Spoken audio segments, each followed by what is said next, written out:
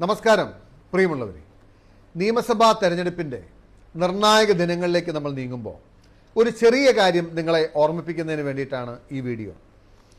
ഒരു ദിവസം 24 മണിക്കൂറുകൾക്ക് മുമ്പ് കേരളം ചർച്ച ചെയ്തത്, കേരളത്തെ കൊണ്ട് ചർച്ച ചെയ്യിപ്പിച്ചത്, കേരളം ചിന്തിച്ചത്, പറഞ്ഞത് എന്തായിരുന്നു? കോൺഗ്രസിൽ വലിയ കലാപം, വലിയ തർക്കം, കോൺഗ്രസിൻ്റെ മുതിർന്ന നേതാക്കന്മാർ റിബലുകളായി രംഗപ്രവേശം ചെയ്യുന്നു, സ്വതന്ത്രനായി മത്സരിക്കുന്നു, കോൺഗ്രസ് വലിയ പ്രതിസന്ധിയിൽ, കോൺഗ്രസിന് വലിയ തിരിച്ചടി ഉണ്ടായിരിക്കുന്നു. ഏതൊക്കെ നേതാക്കന്മാരെ കുറിച്ചാണ്? മുൻ KPC പ്രസിഡന്റായിരുന്ന, ഇന്ന് വർക്കിംഗ് കമ്മിറ്റി മെമ്പറായിരിക്കുന്ന K. സുധാകരൻ, രാഷ്ട്രീയകാര്യ സമിതി അംഗവും മുൻ MLA-യുമായ ജോസഫ് വാഴക്കൻ, മുൻ MLA ആയിരുന്ന, എന്നോടൊപ്പം MLA ആയിരുന്ന എൽദോസ് കുന്നപ്പള്ളി, ഓരോ പേരുകളെടുത്ത് അത് കൂടാതെ ഒരു ഡസൻ പേരുകൾ മാധ്യമങ്ങളിലിട്ട് അവർ അലക്കി. 24 മണിക്കൂറിന് ശേഷം ഈ കാറ്റും കോളും എല്ലാം അടങ്ങി തെരഞ്ഞെടുപ്പ് ചിത്രം വ്യക്തമാകുമ്പോൾ നമ്മുടെ മുമ്പിലുള്ളത് എന്താണ്? നമ്മൾ ഒരു വേള ചിന്തിക്കാൻ തയ്യാറാണ്. കോൺഗ്രസിൻ്റെ ഒരു മുതിർന്ന നേതാക്കന്മാരും കോൺഗ്രസിൻ്റെ പ്രധാനപ്പെട്ട മുഖങ്ങൾ ആരും, ഒരുപക്ഷെ ഞാൻ നിഷേധിക്കുന്നില്ല, അവർക്ക് പലർക്കും മോഹഭംഗങ്ങൾ ഉണ്ടായിട്ടുണ്ട്, അല്ലെങ്കിൽ അവരെ അക്കോമഡേറ്റ് ചെയ്യാൻ കഴിയാതെ പോയിട്ടുണ്ട്, അതിൽ അണികൾക്ക് പ്രയാസം ഉണ്ടായിട്ടുണ്ട്, അവർക്ക് മനോവേദന ഉണ്ടായിട്ടുണ്ട്. ഇതൊക്കെ ആയിരുന്നാലും കോൺഗ്രസിൻ്റെ കൊടിക്കീഴിൽ കോൺഗ്രസ് പാർട്ടിക്ക് വേണ്ടി എല്ലാവരും ഒരേ സ്വരത്തിൽ ഒന്നിച്ചു നിൽക്കുന്ന കാഴ്ചയാണ് കാണുന്നത്. മറുവശത്തെ ചിത്രം എന്താണ്? മറുവശത്തെ ചിത്രം നമ്മളെ ഏറെ ആശങ്കപ്പെടുത്തുന്നു, അതുപോലെ തന്നെ ഏറെ ഇരുത്തി ചിന്തിപ്പിക്കുന്നതുമാണ്. ഇരുമ്പ് മറയ്ക്കുള്ളിൽ നിൽക്കുന്ന പാർട്ടി എന്നാണ് CPM-നെ കുറിച്ച് പറഞ്ഞത്. ഇരുമ്പ് മറയ്ക്കുള്ളിൽ നിൽക്കുന്ന പാർട്ടി. ആ പാർട്ടിക്ക് എന്ത് സംഭവിച്ചു? അവരുടെ മുൻ മന്ത്രിയായിരുന്ന, അവർക്ക് പാർട്ടി ക്ലാസുകൾ നയിച്ചിരുന്ന G. സുധാകരൻ ഇന്ന് റിബലായി UDF-ന്റെ പിന്തുണയോടുകൂടി മത്സരിക്കുകയാണ്. മുൻ MLA ആയിരുന്ന ഐഷ പോറ്റി ആ പാർട്ടിയിൽ നിന്നും പുറത്തു വന്ന് റിബലായി കോൺഗ്രസിന്റെ പിന്തുണയോടുകൂടി UDF-ന്റെ പിന്തുണയോടുകൂടി മത്സരിക്കുകയാണ്.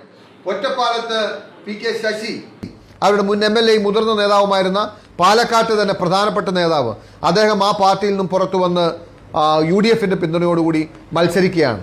ഇവരുടെ കോട്ട എന്ന് പറയുന്ന കണ്ണൂർ, ആ കണ്ണൂരിലെ ഇവരുടെ പ്രധാനപ്പെട്ട നേതാക്കന്മാർ അല്ലെങ്കിൽ പ്രധാനപ്പെട്ട സീറ്റുകളിൽ TK ഗോവിന്ദനും കുഞ്ഞികൃഷ്ണനും ആ പാർട്ടിയിൽ നിന്നും പുറത്തു വന്ന് സാക്ഷാൽ പിണറായി വിജയനെയും MV ഗോവിന്ദനെയും വെല്ലുവിളിച്ച് അവരുടെ സ്വന്തം ജില്ലയിൽ ധർമ്മടത്ത് മുട്ടിക്കിടക്കുന്ന നിയമസഭാ മണ്ഡലത്തിൽ CPM-നെ വെല്ലുവിളിച്ച് 2 പ്രധാന നേതാക്കന്മാർ മത്സരിക്കുകയാണ്.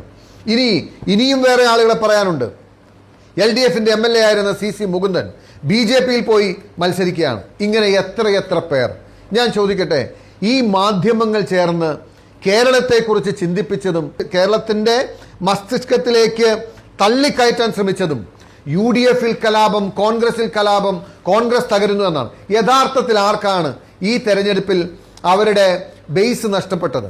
CPM-നാണ് എന്ന യാഥാർത്ഥ്യം ഇരിക്കെ 24 മണിക്കൂറുകൾക്ക് മുമ്പ് കേരളത്തിൻ്റെ രാഷ്ട്രീയ ചിത്രത്തിൽ ഈ മാധ്യമങ്ങൾ കോരിയിട്ട ദുർചിന്തകളും ദുർമേധസ്സുകളും ഇനിയും നമ്മൾ കരുതലോടുകൂടിയിരിക്കണം. ഈ തെരഞ്ഞെടുപ്പിനെ പരാജയപ്പെടുത്താൻ CPM-നൊപ്പം ഒരുപക്ഷെ BJP പരസ്യമായി തന്നെ രംഗത്തുണ്ട്. അവരോടൊപ്പം ഒരു പറ്റം മാധ്യമങ്ങളും വിലക്കെടുത്ത ഒരു പറ്റം സോഷ്യൽ മീഡിയ ഇൻഫ്ലുവൻസേഴ്സും അല്ലെങ്കിൽ യൂട്യൂബേഴ്സും ഒക്കെ അവരോടൊപ്പം മത്സരിക്കുകയാണ്. ജനങ്ങൾ ഈ കുപ്രചരണത്തിൽ, അടിസ്ഥാനരഹിതമായ കാര്യങ്ങളിൽ നിങ്ങൾ വീണു പോകരുത്, മുങ്ങിപ്പോകരുത് എന്ന് പറയാൻ വേണ്ടിയിട്ടാണ് കോൺഗ്രസും UDF-ഉം ഐതിഹാസികമായ ഒരു വിജയത്തിലേക്ക് കുതിച്ചുകൊണ്ടിരിക്കുമ്പോൾ അതിൻ്റെ നിറം കെടുത്താൻ ശ്രമിക്കുന്ന, വഴിതെറ്റിക്കാൻ ശ്രമിക്കുന്ന ഈ തരം പ്രചരണങ്ങളിൽ നമ്മൾ വീണു പോകരുത്. യഥാർത്ഥ ചിത്രം എന്താണ് എന്ന് നമ്മൾ മനസ്സിലാക്കുന്നതിന് വേണ്ടിയിട്ടാണ്. ഞാൻ ഒരു കാര്യം കൂടി പറയുന്നു, പിക്ചർ അഭി ബാക്കി ഹേ, let's wait and see. Thank U.